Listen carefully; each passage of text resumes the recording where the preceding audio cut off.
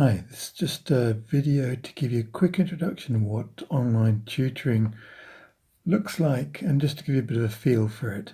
So just to give you a little bit of a introduction to the topic here, what we're looking at is a mechanics problem. And so this is the one which of course crosses over a little bit between physics and maths, so it's quite a good one to sort of cover all the bases here. Looking at the classic case of an object, some block, sitting on a flat horizontal surface that's rough. So those keywords in mechanics questions, rough or smooth.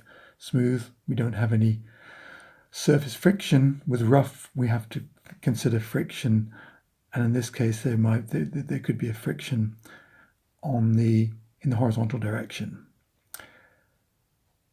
When the object is at rest, then we just have the weight, and the reaction from the surface, which is also called the normal contact force. So you have this idea, the contact force, a force resulting from the contact of these two objects, the block and the surface. That's the normal contact force. Now what happens if we apply a small force, a little bit of a push on the side of the block? Now we're just pushing it just gently.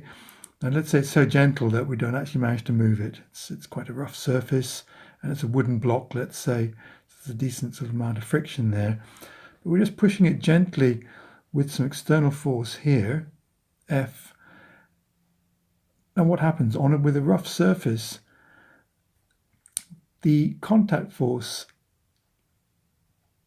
a new contact force emerges, which is a frictional force. Actually, F is not such a good...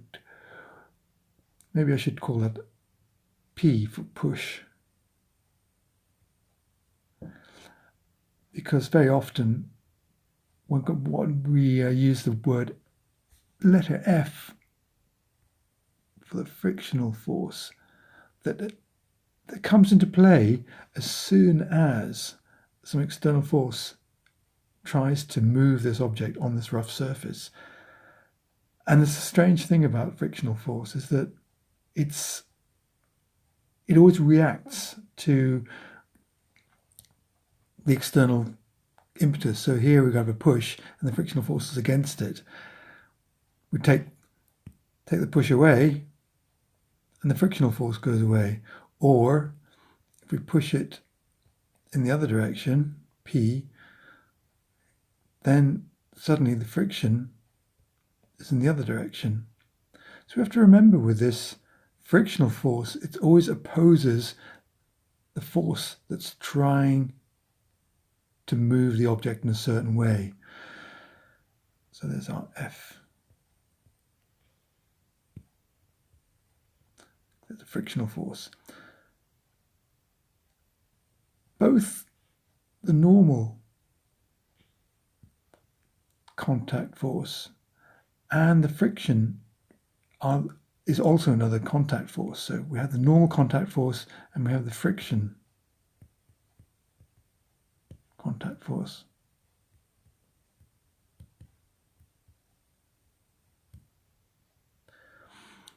Questions, or just a bit of a note here. Sometimes questions will ask you about the angle that the total contact force makes with the surface. And what we have to consider there is a little bit of a vector triangle here, because we're just considering the normal contact force and the frictional contact force. There's our normal contact force. That's this one here. Highlighting this one here. And in this case, we've got this, I'm going to do a vector addition then. There's our frictional force there, which is this one here.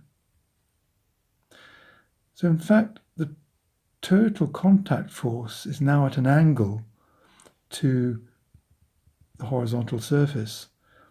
So that's something which is not an intuitive thing unless you have that sort of really pointed out to you, that the contact force, when we have friction, the total contact force is actually made up of two components, the normal and the frictional force, but they may ask what angle, let's say, the total contact force makes with the surface, which would be working out this angle here, phi, or something like that. So it depends on that. So that's just something to be aware of. Two contact forces when we have a rough surface. So let's now go on to have a look at this, how we actually define quantitatively the size of that friction force.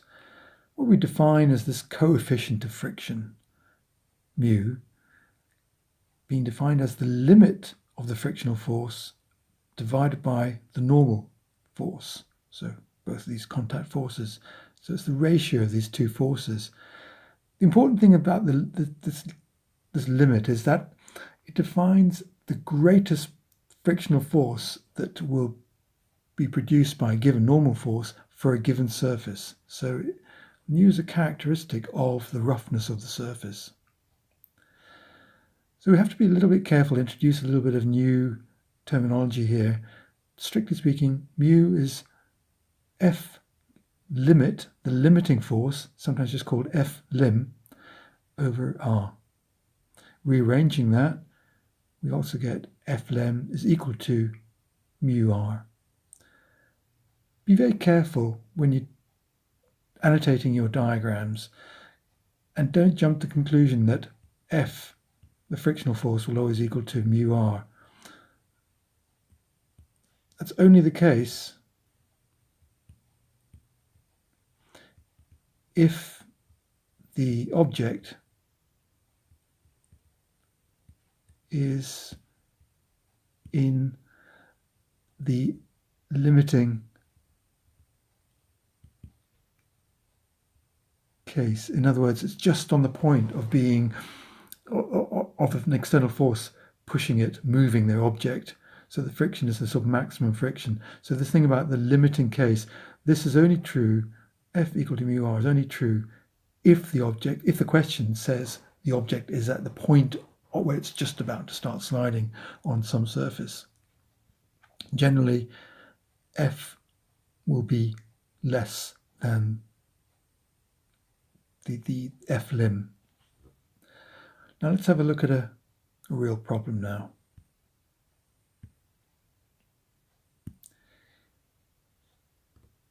Here we have a block on an inclined plane. That's as classic as it gets when it comes to mechanics problems. In this case, I've proposed this question here.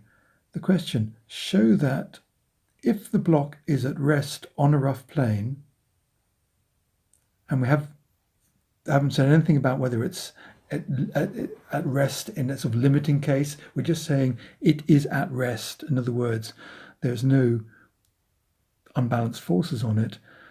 Then if it is at rest on the rough plane, inclined at an angle theta, then we want to prove that the coefficient of friction mu is greater than or equal to tan theta.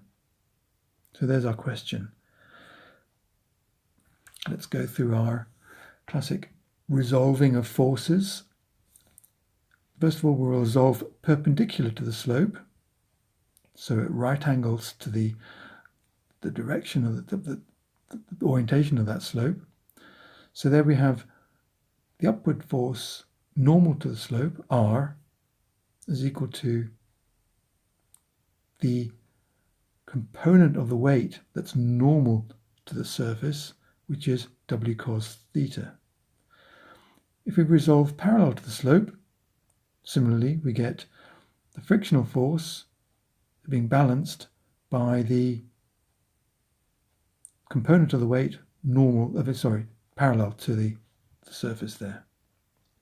So that gives us our equation 2. We then divide equation 2 by equation 1, each side respectively. And I'm doing it that way round because if we look at this, then we have the top equation is F is equal to W sine theta, and then we're dividing by equation 1, R is equal to W cos theta. Nice thing there is that our W's cancel, the weights cancel, and we get the ratio F over R is equal to sine over cos, which is tan theta.